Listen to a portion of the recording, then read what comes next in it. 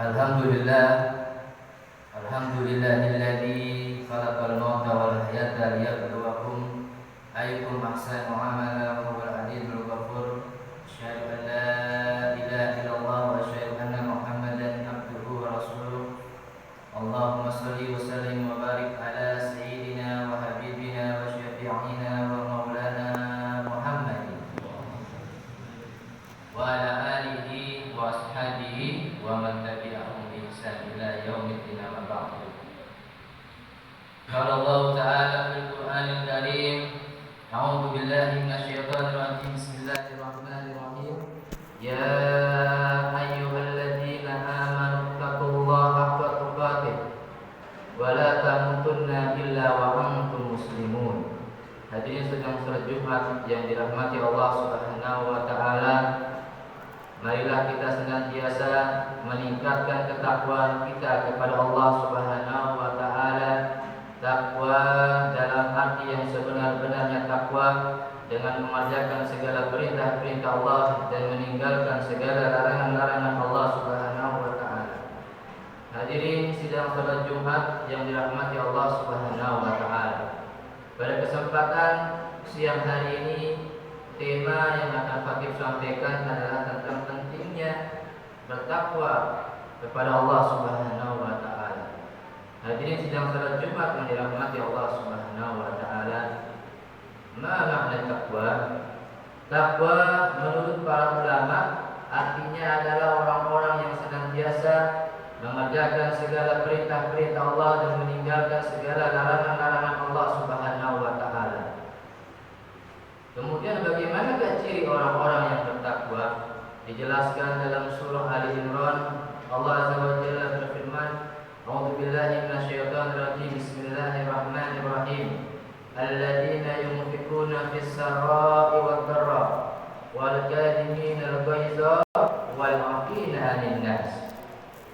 Yang pertama, ciri-ciri orang yang bertakwa adalah alladzina yunfiquna fis sarra'i wad dharra, yaitu orang-orang yang senantiasa menginfakkan, mensedekahkan hartanya baik dalam keadaan sedang senang ataupun dalam keadaan susah. Terkadang kita jamaah kalau kita lagi senang, ya lagi banyak rezekinya, maka kita rajin sedekahnya. Tapi kalau di saat kita sedang susah, sedikit rezekinya, kita stop sedekahnya. Ini bukan termasuk kategori orang-orang yang bertakwa dalam pandangan Allah Subhanahu wa taala. Ya, dalam pandangan Allah, ya di saat kita sedang senang, banyak rezekinya, kita harus ya banyak sedekahnya. Oh, di saat kita sedang susah, kita harus juga banyak sedekahnya. Ya, rajin sedekahnya ini adalah ciri orang-orang yang bertakwa. Yang kedua cirinya adalah alladzina yunfiquna fis sarra'i wad dharra wal kadhimina al-ghaiza, kata Allah. Orang-orang yang senantiasa menahan amarahnya. Karena amarah adalah suatu akhlak yang sangat tercela. Ya, akhlak yang sangat tidak baik. Ya, bagaimana? Ya, kalau orang sudah marah itu dia bisa menzalimi orang lain, bisa menghina orang lain, mencaci maki orang lain, memfitnah orang lain, menggibah orang lain, memukul orang lain, mematahkan kaki orang lain. Bahkan kalau sudah besar dendamnya kepada seorang, dia bisa membunuh orang lain gara-gara marah. Maka kata Rasulullah sallallahu alaihi wasallam, la taqab wa la jannah. Janganlah kamu marah, maka bagi kamu surga. Tapi orang-orang yang bertakwa kepada Allah, marahnya karena Allah Subhanahu wa taala. Kalau Allah dihina, kita wajib marah. Kalau Rasul dihina, kita wajib marah. Kalau keluarga kita disakiti oleh orang lain, kita harus marah. Kalau kita punya anak sudah besar tak mau sholat, kita harus marah. Kalau kita punya anak tidak mau mengaji, belajar Al-Quran, kita harus marah. Ini marahnya, marah yang mendapatkan pahala dari Allah Subhanahu wa taala. Kemudian yang ketiga ciri orang yang bertakwa adalah wal 'afina 'anil nas. Orang-orang yang senantiasa memaafkan kesalahan manusia. Bahkan sebelum dia minta maaf, Orang bertakwa ini sudah memaafkannya. Jiwanya pemaaf, bukan pendengki. Kemudian ciri-ciri berikutnya orang yang bertakwa adalah dia takut untuk melakukan perbuatan dosa. Apakah itu dosa kecil, dosa besar, dosa yang sengaja, yang tidak sengaja, ya, dosa yang dikerjakan secara terang-terangan dan sembunyi-sembunyi. Ini dia takut, gak mau berbuat dosa. Karena segala perbuatan dosa itu memiliki dampak negatif, akibat. Yang pertama, kalau kita sering melakukan perbuatan dosa, akan Allah azab. Bukankah dosa yang menyebabkan Nabi Adam dikeluarkan dari surga karena makan buah khuldi? Bukankah dosa yang menyebabkan kaum Nabi Nuh alaihissalam dikirimkan oleh Allah banjir bandang yang besar tinggi setinggi gunung? Karena kaum Nabi Nuh tidak mau beribadah kepada Allah Subhanahu wa taala. Bukankah dosa yang menyebabkan Qarun beserta harta bendanya ditenggelamkan di dasar bumi karena Qarun sombong akan hartanya? Dia mengakui bahwasanya harta yang dia miliki adalah karena kecerdasannya, kepintarannya, bukan karena min fadli Rabbi, bukan karena atas karunia dari Allah Subhanahu wa taala. Bukankah dosa yang menyebabkan Fir'aun beserta bala tentaranya ditenggelamkan oleh Allah di tengah-tengah lautan karena Fir'aun sombong merasa dirinya Rabb, Tuhan, diazab oleh Allah.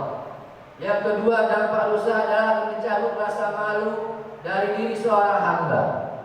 Contohnya kita lihat, ya, di taman seorang muda-mudi berpacaran, bermesra-mesraan, padahal sekitar tamannya banyak sekali orang di sana. Ada yang sedang berolahraga, ada para pedagang, pun dia tidak hiraukan. Karena apa? Karena Allah sudah mencabut rasa malu pada dirinya. Kemudian juga ada seorang wanita yang di tengah-tengah masyarakat yang memamerkan auratnya tanpa rasa malunya, berjalan melenggak-lenggok, terbuka auratnya, ya. Padahal dalam Islam menutup aurat bagi wanita yang sudah balik wajib. Tutup seluruh auratnya kecuali wajah dan telapak tangan. Tapi dia tidak ada rasa malu. Karena apa? Karena Allah sudah mencabut rasa malu pada dirinya. Kemudian contoh yang lain, seorang yang sudah tua, rambutnya sudah putih semuanya, ubatnya sudah banyak. Kalau ada dangdut naik ke atas panggung, dia berjoget-joget asik tanpa ada rasa malu pada dirinya. Yang lihat dia banyak sekali, ya. Kemudian dia sawarkan uangnya ke biduan tersebut, ya. Ini perbuatan yang sia-sia, ya, yang tidak boleh. Daripada uangnya dia sawarkan ke biduan, lebih baik dia sedekahkan ke pembangunan pesantren, pondok pesantren, masjid, musola, fakir miskin, orang tua jompo, lebih bermanfaat nanti di akhirat untuk dirinya. Kemudian jamaah, di antara dampak dosa yang terakhir adalah akan mati dalam keadaan yang su'ul khatimah, mati dalam keadaan yang buruk, yang tidak baik. Berapa banyak kita lihat orang-orang yang mati dalam keadaan sedang mengkonsumsi narkoba, memakai aku tahu, ya, overdosis, mati. Berapa banyak kita lihat orang-orang yang sedang berzina di hotel dengan wanita yang bukan istrinya, mati. Berapa banyak kita lihat orang-orang yang sedang mabuk-mabukan minum-minuman keras, mati. Ya, kita juga lihat ada orang-orang yang tawuran, mati. Matinya sul khatimah dan dipastikan dia akan masuk neraka. Hadirin yang dirahmati Allah Subhanahu wa taala. Makanya Allah kasih kita usia yang panjang, ya, dengan harapan agar kita segera bertobat kepada Allah Subhanahu wa taala. Jangan ditunda-tunda, jangan nunggu tua. Apalagi kalau sudah di tempat di kerongkongan, baru kita mohon kepada Allah, ya Allah, aku bertobat kepada Engkau, ya Allah, aku tobat kepadamu, ya Allah. Kalau tobatnya saat ruh sudah di kerongkongan, tobatnya tidak akan Allah terima. Ya, innallaha la yaqbalu taubatal 'abdi ma lam yughargir, kata Rasul. Sesungguhnya Allah tidak akan menerima taubat seorang hamba, ya, ketika nyawanya, ruhnya sudah sampai di kerongkongan, nggak akan Allah terima. Jamaah yang dirahmati Allah Subhanahu wa taala. Kemudian kalau kita sudah menjadi orang-orang yang bertakwa, apa yang akan Allah berikan kepada kita? Yang pertama adalah keberkahan dalam hidup. Walau anna ahlal qura amanu wattaqau la fatanna 'alaihim barakatin minas sama'i wal ardh, kata Allah. Kalau seandainya penduduk negeri ini beriman, bertakwa kepadaku, niscaya akan aku berikan keberkahan dari langit dan dari bumi. Apa itu berkah? Berkah maknanya adalah ziyadatul khair, bertambahnya kebaikan, dan kebaikan itu menetap pada seseorang. Orang yang bertakwa akan berkah rizkinya, berkah ilmunya, berkah keluarganya, berkah seluruh aspek dalam kehidupannya. Kemudian yang kedua yang Allah berikan kepada orang-orang yang bertakwa adalah jalan keluar dari setiap permasalahannya. Wa may yattaqillaha yaj'al lahu makhraja wa yarzuqhu min haitsu la yahtasib. Barang siapa yang bertakwa kepada Allah, niscaya akan aku berikan jalan keluar dari setiap permasalahannya. Kalau orang bertakwa punya masalah di dunia ini, ada Allah yang senantiasa akan mencarikan jalan keluar terhadap permasalahannya. Masalahnya besar, Allah lebih besar lagi. Allahu Akbar, Allah yang Maha Besar. Hadirin yang dirahmati Allah Subhanahu wa taala. Yang terakhir, di dunia ini ada orang-orang beruntung, ada orang-orang yang merugi. Orang-orang yang beruntung itu orang-orang yang senantiasa setiap hari melakukan perubahan-perubahan ke arah yang lebih baik dalam hidupnya. Orang-orang yang merugi, orang-orang yang hidupnya gitu-gitu aja, monoton, tidak ada perubahan. Bahkan perubahannya cenderung kepada arah yang tidak baik. Contohnya dia misalkan setiap hari baca Al-Quran 1 juz, 2 hari lagi baca Al-Qurannya setengah juz, 2 hari lagi baca Al-Qurannya selembar, 2 hari lagi baca Al-Qurannya dia stop, tidak pernah baca Al-Quran, berubah ke arah yang tidak baik. Ada lagi seorang biasa setiap hari sholat tahajud terus, tiba-tiba 2 hari lagi sholat tahajudnya seminggu 2 kali, ya 2 hari lagi seminggu sekali. Kemudian berhenti stop sholat tahajud sampai dia tua. Nah, dia merugi, harus hijrah, harus berubah. Demikian yang dapat saya sampaikan, semoga bermanfaatnya.